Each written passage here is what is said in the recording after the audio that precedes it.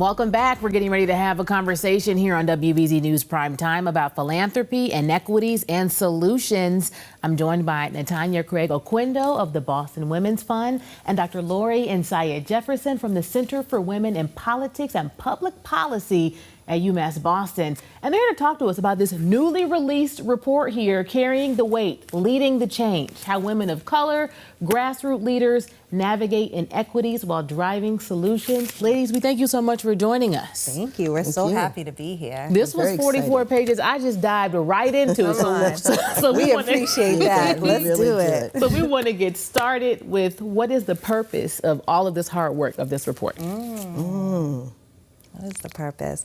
So the conversation honestly started back in 2024. And what we were really focused on at that moment, because we were not in this moment, was 2020 and 2021 and 2022. And let me just bring you into a little bit of a joke that we have as women of color is that we were trending during that time. So there was a lot of money flowing our way.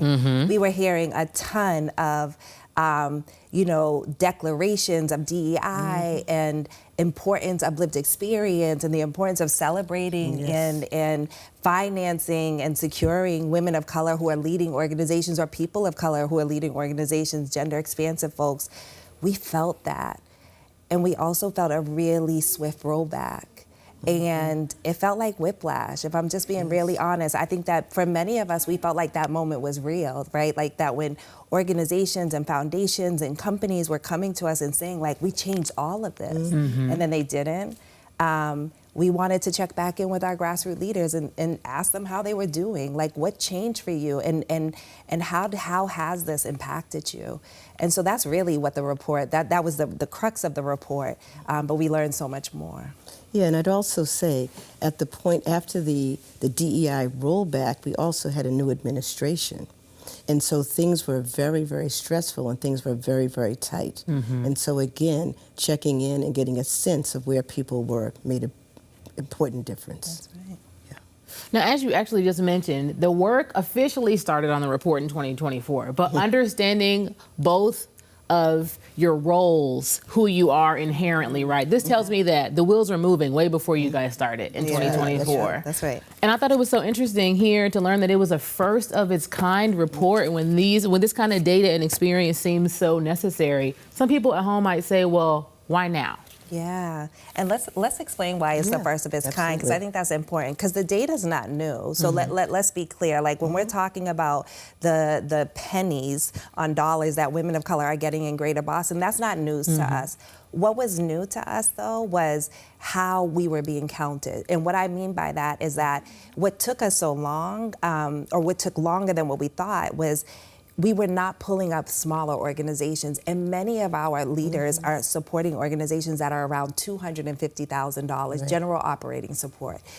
If you are not over $1 million or over $500,000, you really don't file the same. So when these larger reports were being done, we were even under the assumption that they were pulling these smaller grassroots into it, but we realized they weren't. So it was a lot. So we took a year culling kind of through that data to understand what the ecosystem even looked like for women of color, for gender expansive folks of color. So that took time. That's why it's a first. But I think Dr. Laurie can probably speak to how we held, like how the quantitative and the qualitative data was just as important to us. So the numbers and the stories matter. You want to talk about that? Yeah, one of the things we thought was critically important that we get this data right, we get this research right.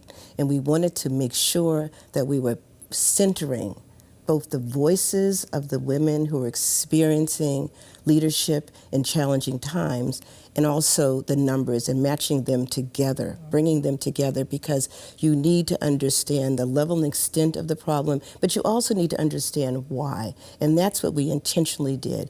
And one of the things that was really, really important was that we wanted to make sure that the women who were telling their stories were feeling comfortable and were able to tell authentic truths. And I think that's what makes this report really very special and important, is that we were able to meld both the numbers and the stories to make a difference. And when you bring that together, you really have something very, very unique that you can call on.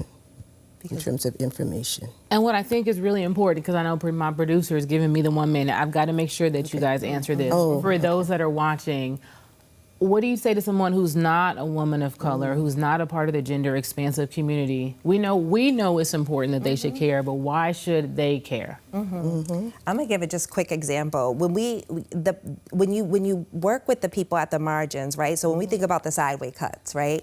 When those sideway cuts, when the disability community was like, yes, we got to do this, and everybody got behind it.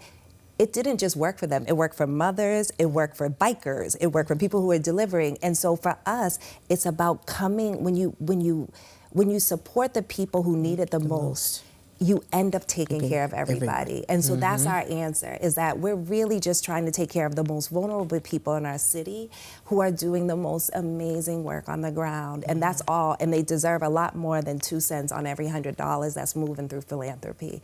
So that's how we would answer that. Absolutely. This helps everyone at the root of it. One more quick thing. I want to make sure, how do people read this? Where can they find it? Please download this report. It is share it with everyone. Share it with everyone at www.bostonwomensfund.org. You can find the report there. Download it. Please be in touch with us. We want to continue to have questions and conversations around this. We are the redesigners. We believe that. We want to redesign the system so it works for everybody. And they need your support to do that. Please. You saw it at the bottom of the screen. We're going to get it up on our website.